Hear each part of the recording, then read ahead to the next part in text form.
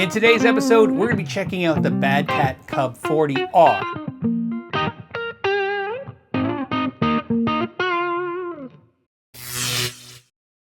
First thing I want to point out though is that they make two versions of this amplifier. They make a 40 watt and a 15 watt. They make both as heads or combos, and the only difference between the two is the 15 watt has two EL84s and the 40 watt has two EL34s. That's not a big difference because they use a proprietary USA made output transformer that is the heart and soul of this amp. If you're thinking you don't need 40 watts, you're maybe in a bedroom or in a home studio, I absolutely will tell you you'll be safe with a 15 in my opinion. I don't think you'll be missing anything on the 40. The 40 will just give you more power.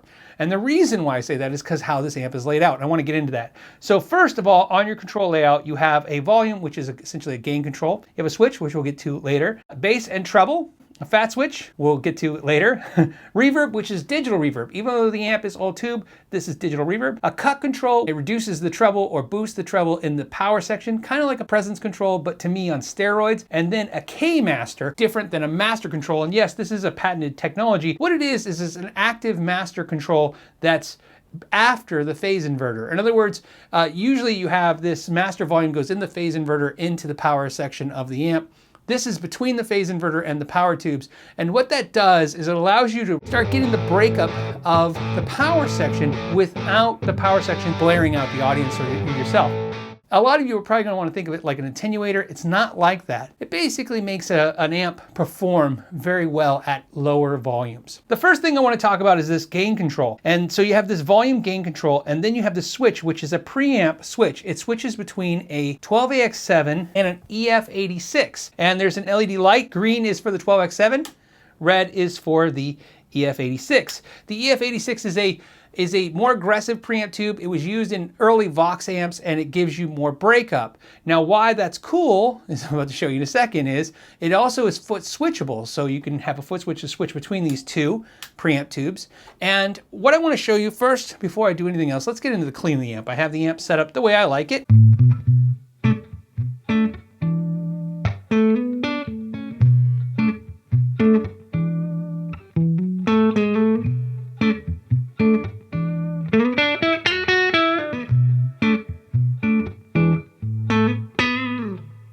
So it works the way you think it's going to work. In the 12AX7, I think you're going to get more of the American clean, kind of more reminiscent of a Fender amp. Of course, if you flip it to the Vox taste. So more mids, definitely more highs, but definitely more mids and a little bit of breakup. There's just like all this tease that if you kind of hit a little hard, you're going to get a breakup.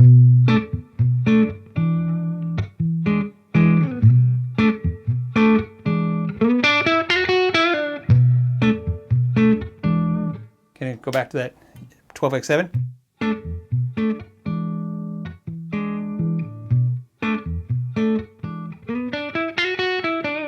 And again, you'll feel a volume adjustment, a little bit of push on that Vox flavored side, but that's the preamp tube. Now, why is that interesting? Well, I'm going to show you right now. I'm going to run a Keeley Red Dirt pedal, which is a fantastic tube screamer pedal, and I'm going to be doing a review of that soon. I'm going to go ahead and turn it on.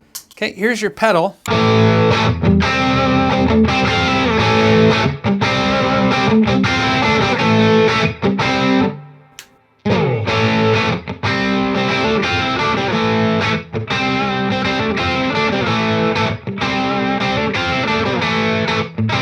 So why I love that is, as of course, one of the questions we ask is it a great pedal platform? It is not only a great pedal platform, but it gives you two versions of two amps. Okay, so now of course you're probably wondering what about single coils, so let's switch to a single coil guitar.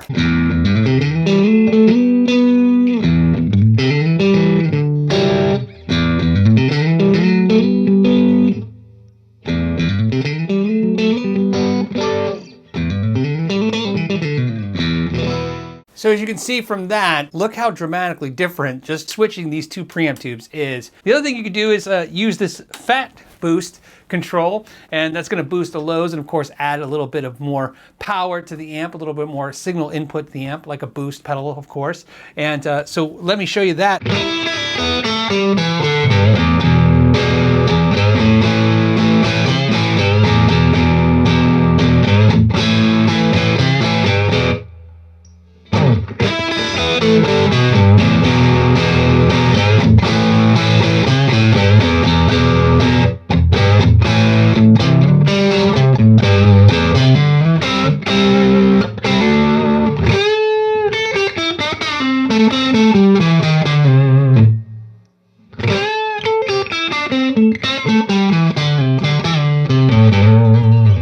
Your bass control is pretty straightforward. Your treble control is also very straightforward. The reverb control, like I said, the reverb is digital, and I actually like that, but the thing you have to be aware of is it's also input sensitive, is what I've learned playing the amp over the last few months, which means as I intensify the signal into the amp or raise the volume of the amp, sometimes the reverb becomes more intense, so you just got to be aware of that. It's just a quick adjustment, but I have had no issues with that, but I'm aware of it at this point. So now let's go ahead and just see what the amp can do.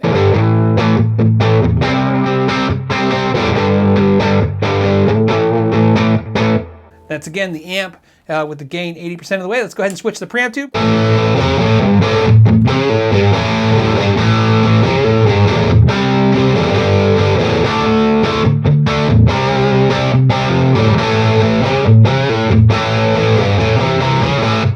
Now, again, I have the volume at about 3. So let's go ahead and turn it down.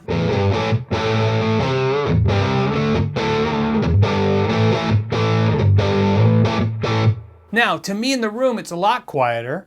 Okay, turn the volume back up.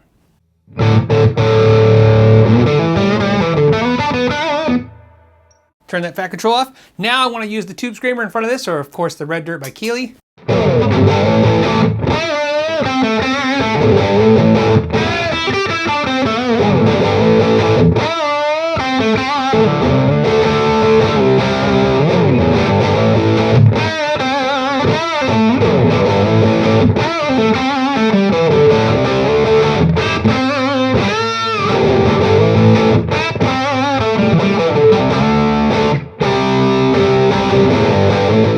Although I think the Bad Cat's clean channel is the highlight.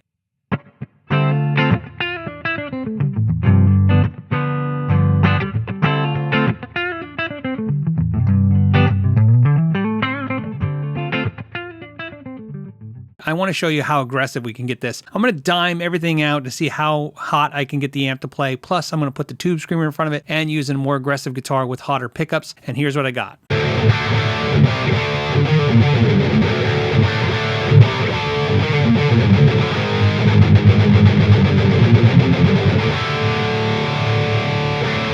Now what we want to do is go ahead and clean it back up. You can use the fat control on the clean as well. And again, it's going to break up just a little bit.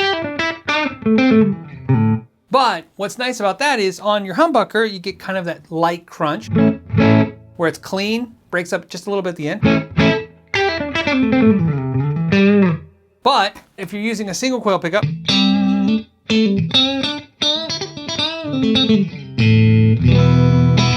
again, without that.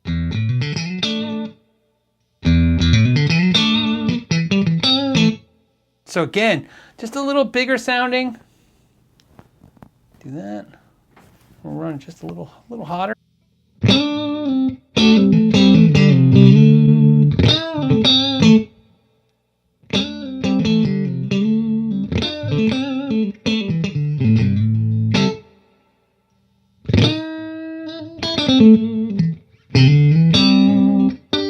Very straightforward amplifier. Like I said, you can use it as a pedal platform. It just runs a clean amp.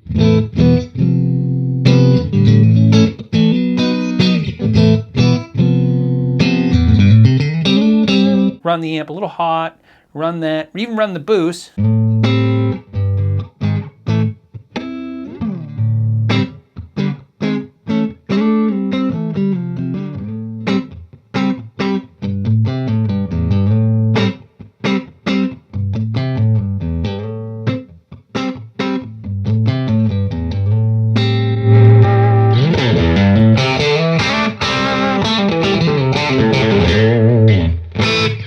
Marshall, It's a little Vox, it's a little Fender. There's something about it, has some of the characters of all those amps I really like. As a pedal platform, I think it's fantastic. As an amp, just playing an amp, it sounds great. Another cool feature, of course, is you have an effects loop in the back. You have a switch that switches from 16 to 8 to 4 ohms. If you hit the standby switch, you get the cat eyes, so that's kind of cool if you're on stage. Let your audience know something's cool about to happen when you flip this on. That's a cool feature. Probably also important to mention at this time that I'm running this amp through a Bad Cat 112 cabinet made in California as well, with an actual British Celestion speakers. They actually have them specially made. Their Celestion V30s are the same as V30s you get from the UK, except for the rubber coating on the cone has been removed. And the reason why they do that is that gives it a more broken feel and gives the speaker a better sound. But more importantly, the reason that rubber is there is to protect the speaker when you're running high wattage amplifiers over 40 watts.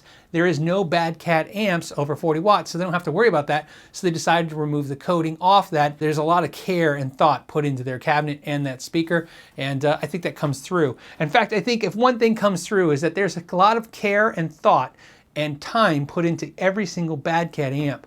Now, Bad Cat, if you're not familiar with the brand, has changed hands over the years. Since 2012, it's been owned by John, the current owner. So there is different iterations of Bad Cats over the years, but everything 2012 forward will be the new owner and this new thing. Although they treat all Bad Cat amps like they're their children, so let's keep that in mind. But if you're looking at Bad Cats, that's one thing that happened with me when I was looking online at all of them. There seem to be other versions out there and other things, and currently this is kind of their flagship, which you can check out. I'll put a link down below to the Bad Cat website so you can check them out.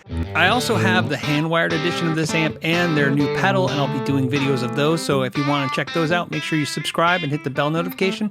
As always, thank you for your time and know your gear.